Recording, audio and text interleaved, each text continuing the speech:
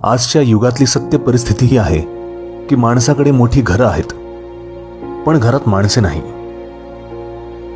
खूप सारे शिक्षण, पण कॉमन सेन्स नाही. प्रगत वैद्यकीय उपचार व औषधे, पण स्वास्थ्य नाही. चंद्रावर पाय ठेवला आहे, पण शेजाऱ्यांशी ओळख नाही. स्वप्न खूप आहेत, पण शांत झोप नाही.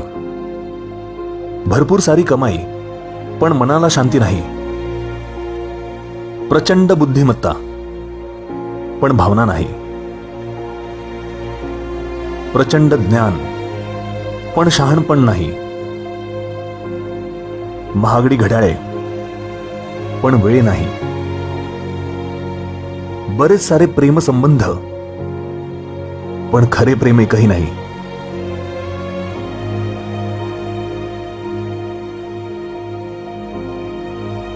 फेसबुकवर बरेच मित्र,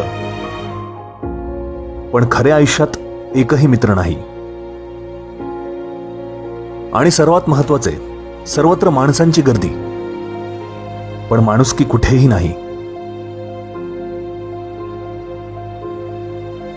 आजच्या माणसाची मानसिकता पहा. मरणाऱ्याला मदत करण्यासाठी कोणीही पुढे येणार नाही, पण घडलेला अपघात सोशल मीडियावर टाकण्याची घाई.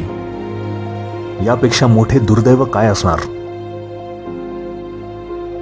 पृथ्वी तलावरचे इतर प्राणी या पृथ्वीसाठी घातक नाहीत, पण माणूस आहे. पृथ्वीचे शोषण करतो आहे, प्रदूषण वाढवतो आहे. झाडे वाचवा, झाडे जगवा हा संदेश सुद्धा कागदावर लिहून दिला जातोय. मुलांचे भविष्य फक्त शिक्षणावर सोडून दिले आहे, पण चांगला माणूस बनवायची हमी कोणतीही शाळा घेत नाही. बघण्यासाठी स्क्रीन्स 4K पाहिजेत, पण आजूबाजूची परिस्थिती पाहण्याची दृष्टी संपली आहे. काही वयस्कर लोकांना प्रेम तर मिळतच नाही, पण आदर मिळतो तोही फक्त मरणोत्तर. मूलभूत गरजांमध्ये इंटरनेट पाण्यापेक्षा जास्त प्राधान्यावर आले आहे.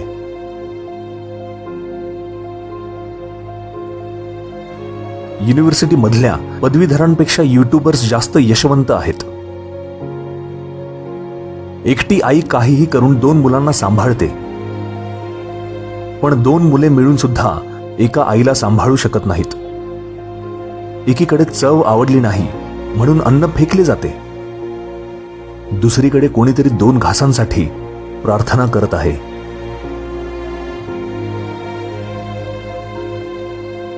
आजचा माणूस सतत बिझी आहे.